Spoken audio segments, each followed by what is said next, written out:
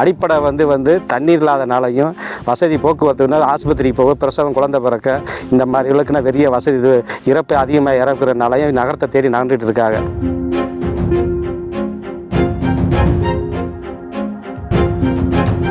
ஐயாயிரம் பேர் வாழ்ந்த ஊரில் வெறும் 50 பேர் தான் இருக்கிறோம். எங்கள் ஓட்டை வாங்கி பயன்படுத்தி எங்களை அடிமட்டமாக தான் வச்சுருக்காங்க. இன்னமும்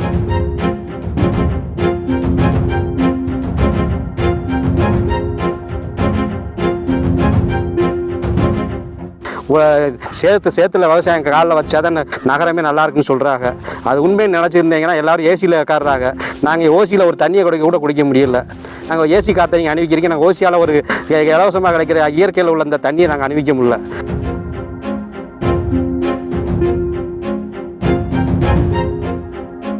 இது மாதிரி எங்கள் சுற்று வட்டத்தில் சுமார் ஒரு 8 ஊருக்கு பாதிக்கப்பட்டது. ஒரு குழந்தை கூட ஊரில் இல்லை, கை குழந்தையே கிடையாது.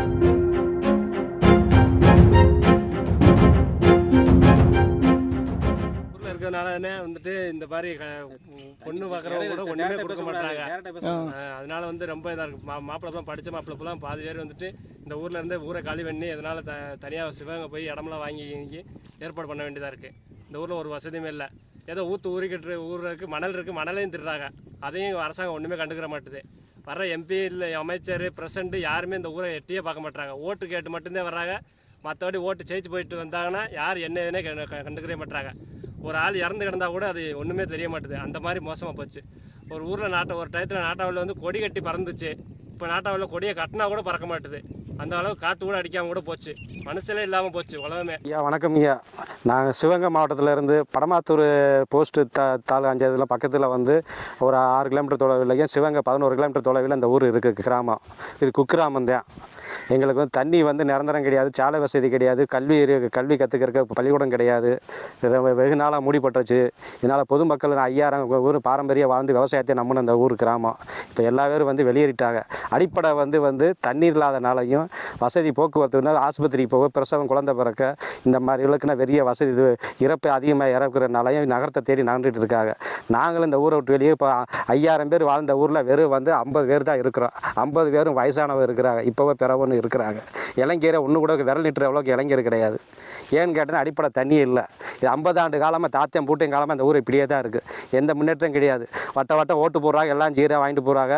எதுவுமே எங்களுடைய கேள்விக்குறியாக தான் இருக்குது. எங்கள் ஓட்டை வாங்கி பயன்படுத்தி எங்களை அடிமட்டமாக தான் வச்சுருக்காங்க. இன்னமும் இதை யார் என்னன்னு கேட்டால் அரசியல்வாதி யாருன்னு கேட்டால் மாவட்ட ஆட்சியருக்கு பலமுறை தெரிவிச்சுக்கு இப்போ தமிழ் பார்வைக்கு பலமுறை தெரிவிச்சாச்சு. இந்த குடி தண்ணியாச்சும் கொடுத்து காப்பாற்றுங்க, விவசாயத்தை காப்பாற்றுங்க. நாங்கள் இந்த ஊரை விவசாயம் நம்பியிருக்கோம். சேத்துல விவசாயம் காலில் வச்சா தான் நகரமே நல்லா இருக்குன்னு சொல்கிறாங்க. அது உண்மையை நினச்சிருந்தீங்கன்னா எல்லோரும் ஏசியில் உட்காடுறாங்க. நாங்கள் ஓசியில் ஒரு தண்ணியை கூட குடிக்க முடியல. நாங்கள் ஏசி காற்றை நீங்கள் அணிவிக்கிறீங்க, நாங்கள் ஓசியால் ஒரு இலவசமாக கிடைக்கிற இயற்கையில் உள்ள அந்த தண்ணியை நாங்கள் அணிவிக்க முடியல. அதுக்கு இந்த இயற்கை என்ன பண்ணுது? வானம் பார்த்த பூமியாக வாழ்ந்துக்கிட்டு இருக்கோம் 50 வருஷமா. எங்களுக்கு குடி தண்ணிக்கு எந்த நடவடிக்கை இந்த தண்ணி எடுக்கிறீங்க? 2 கிலோமீட்டர்லேருந்து வாரம். ஒரு குடம் தண்ணி ஊறுறதுக்கு பார்த்தீங்கன்னா 2 மணி நேரம் ஆகுது இதை தயார் பண்ணி எடுக்கிறதுக்கு. அப்படியும் பார்த்து தண்ணி குடிக்கிற மாதிரி இல்லை.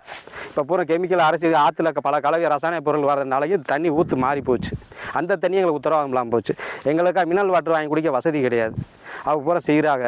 இப்போ நாரையும் அடைஞ்சு போச்சு. இந்த விவசாயத்தை இந்த ஊரையும் காப்பாற்றணும்னா நீங்கள் தயவு செய்தி பொதுமக்கள் பார்வையில் எங்களுக்கு வாழ்வதற்கு எத்தனை ஊர்னா இருக்குது? இது மாதிரி எங்கள் சுற்று வட்டத்தில் சுமார் ஒரு 8 ஊருக்கு பாதிக்கப்பட்ட ஊர். என்னென்ன ஊர்னா? அது முதல் நாட்டாக்குடி, 2வது இளந்தங்குடி, 3வது சித்தலூர், முத்தலூர், அதுக்கப்புறம் பில்லூர், இப்படி வரிசையாக 8 ஊர் இந்த ஆற்றை நம்பி தான் இருக்குது. குடி தண்ணி எதுவுமே இல்லாதனால அப்படி அவங்களும் வெளியேறிக்கிட்டு தான் இருக்கா. எல்லாம் சுற்றுவத்தில் இந்த ஊரே அழிஞ்ச ஆள் இல்லாத சுமண்டமாக தான் இருக்குது. ஒரு தீவு மாதிரி நடந்துருச்சு. அதுக்கு காரணம் ஏன்னா மாவட்ட செயலர் தெரிவிச்சிட்டோம் பல முறை, எந்த நடவடிக்கை எடுக்க முடியல. சோசியல் மீடியா பல தடவை வந்தாங்க, சரி கேட்பாங்க, ஊருக்குள்ளேயும் வருவாங்க, அவங்க கொண்டு போய் செலுத்துகிறாங்க.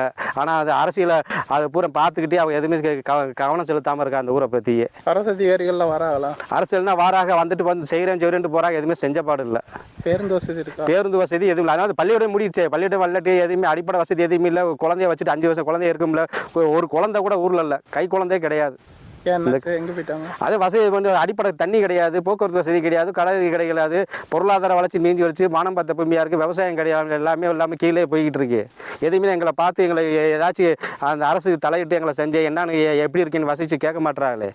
என்ன பண்ணுறீங்க, எப்படி வாழ்கிறீங்கன்னு சொல்லி கேட்க மாட்டாங்களே. ஓட்டு போடுறப்போ அரசியல் வராங்க, அதுக்கப்புறம் காணாமல் போயிடுறாங்க. பேருங்கய்யா? என் பேர் தங்கராசுங்கய்யா.